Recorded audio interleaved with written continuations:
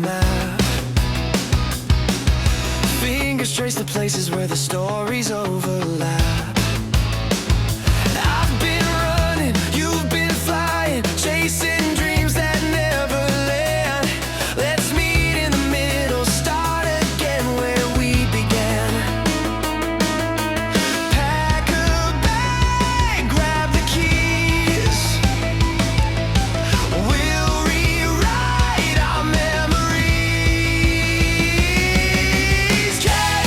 Catch up, let's rewind the time. Lost years don't matter when the laughter's prime.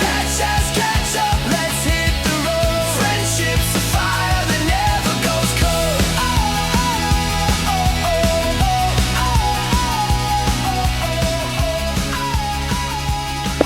Okay, let's try this again. I'm here with Cody. You're my good pal. We've met each other on the winter roads, and we've spent a lot of time on the roads together. But I want to jump back further because a good friend of mine told me I have to give some background on the guys that I'm talking to on this thing. So, where are you from, Cody? I am from Windsor, Nova Scotia. And how exactly did you get into wrestling? Because I know I always get the story mixed up. Is it Alberta or is it Nova Scotia? Nova Scotia. I got into wrestling through Kijiji. Gigi, for anyone outside of Canada, it's like Craigslist in Canada. So Yeah. what typed in like wrestling? So the backstory to the Kijiji story, when I was a kid, there was I don't really know indie wrestling existed, but there was a wrestling show that came to my hometown. And X-Ray Kyle Cruz versus Sidewalk Sam had a flaming tables match. And after the match, I went up to the Kyle Cruz. When I was 8 years old, I was like, "You're gonna teach me how to be a wrestler when I grow up." He's like, "Okay." And then, like, fast forward, like 9 years later, I typed in wrestling schools on Kijiji, and his wrestling school came up, and the guy that I saw wrestle when I told him he was going to train me when I grew up was the guy that actually ended up training me when I got older. That's hilarious. When you started training with him, how long did your training last until you started working shows? 2 weeks. 2 weeks, and then you were on shows. That's wild. Yep. That doesn't make any sense. That's actually I only months before I started working shows, but yeah, my beginnings were a little weird too, though. So, okay, now after that, how long? What gimmick were you doing right away? By the way, just Cody Brown or Cody Blade? Justin Sicarius. What? How have I never known that? Well, because I don't tell people this. Well, because he's like, you got to think of a name. You got to think of a name, and he gave me these pants that were black and red with a spider on it. So he's like, "There's a spider on your pants. Try to think of some spider name." So for like a little bit, I'm like looking up names of spiders or some shit, and yeah, so I don't know why we settled on that day, but I wrestled as it for like maybe 3 shows, and Okay. then he's like, "That name doesn't fit. You need something else." Nice way And of then, sucks. yeah, and then he said, I looked like Ricky the Dragon Steamboat or his cousin or his tag partner, Jay Youngblood, and then I got the name Cody Youngblood. Oh yeah, I miss Cody Youngblood. I actually like that name, to be honest. I think Youngblood now. Yeah, I like the name too, but I moved to Alberta. Oh, Well, it's been used a bunch of times now. I stopped using it because when I went to Alberta, there's a guy there named Big Jess Youngblood, and I remember walking by his suitcase. I seen this big shiny stone in it, and I looked in it, and it was Wrestler of the Year, Jesse Youngblood. So I had to change my name. you were not the wrestler of the year. Big data brew, that's it. Yeah. No. So then from there you went to Cody Blade. Yeah, so I had to change it from Cody Youngblood to Cody Blade. And then when I came back to Nova Scotia, I just put them all in one name. So it was Youngblood Cody Blade. That's actually not bad. I kind of like that as a prefix. And then that's probably somewhere in that Yeah. mix, right? Where I met you, yeah? Yeah, that's somewhere when you were Cody Blade.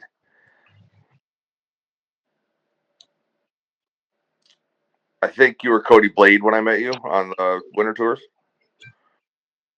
You were Cody Blade when I met you. It was in that time frame.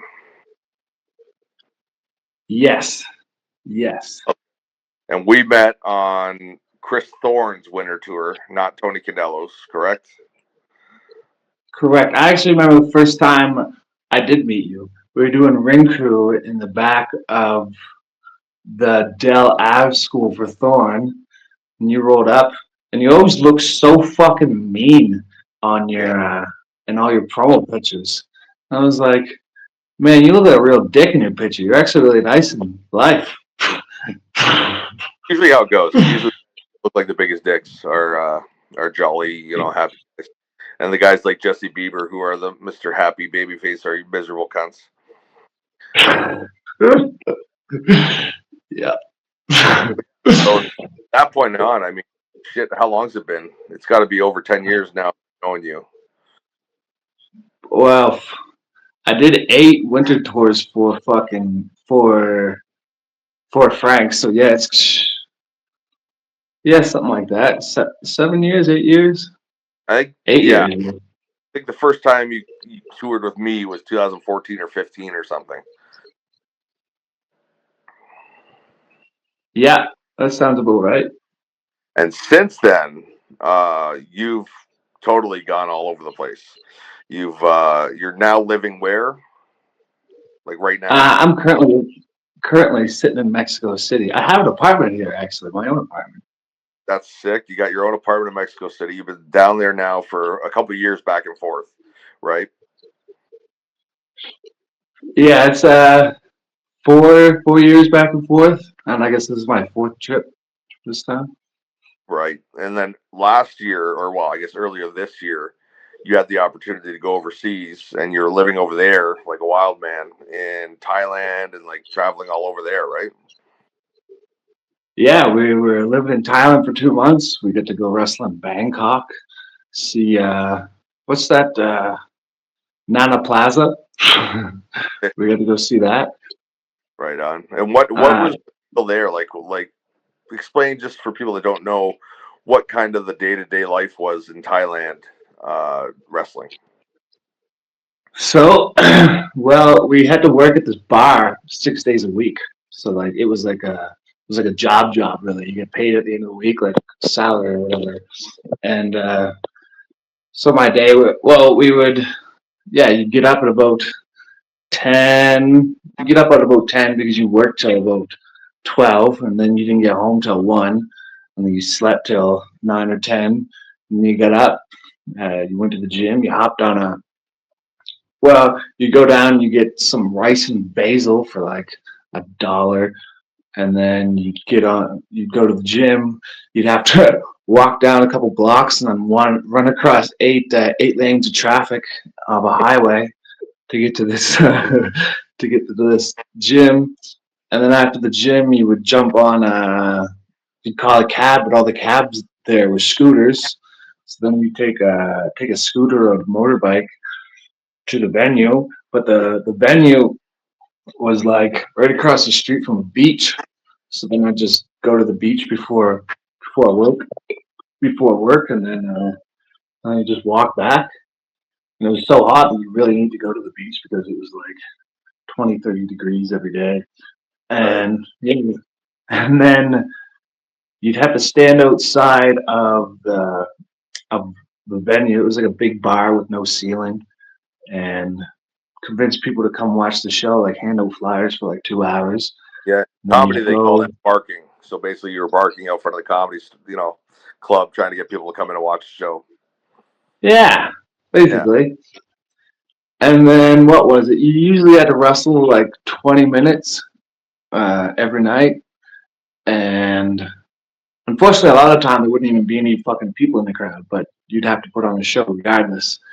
Right. And yeah, like I remember it was like midnight, and the boss suddenly was like, "Yeah, you gotta go out and wrestle for 20 minutes." I'm like, "Buddy, there's nobody here." He's like, "Doesn't matter. We're getting paid to put on a wrestling show till 12:20. Get out there, kid." And I'm like, "Man." So yeah, you'd have like 20-minute matches in front of nobody and like Yeah, you're 30 like the band degrees. Roadhouse. You have to play whether there's people there or not. Yeah, that's exactly it. That's exactly it. Yeah. So what do you got coming up after this? Uh, I'm actually talking to Sunny, and I'm supposed to go to China here Okay.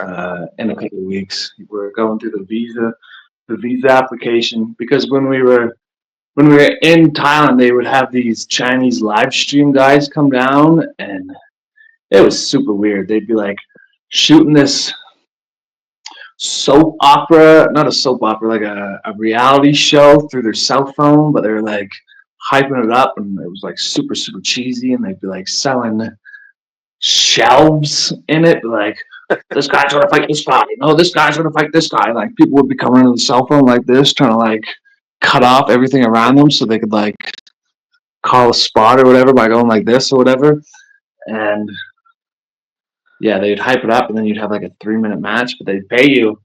You'd get paid. So now instead of all the Chinese guys coming to Thailand, they're bringing all the wrestlers straight to China because there's so many of these streamers.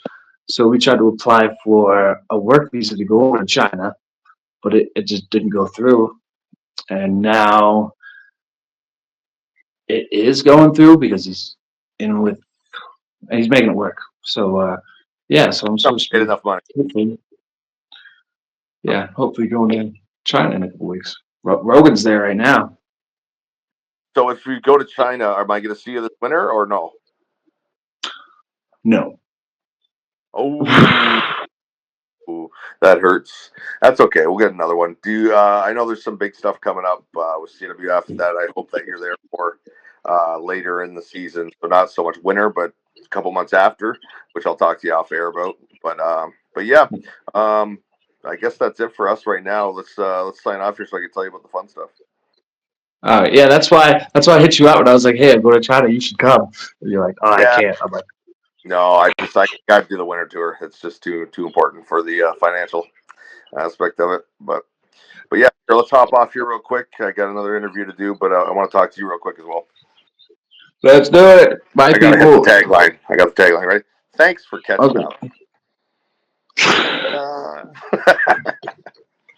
Sponsored by Hardy's Ketchup.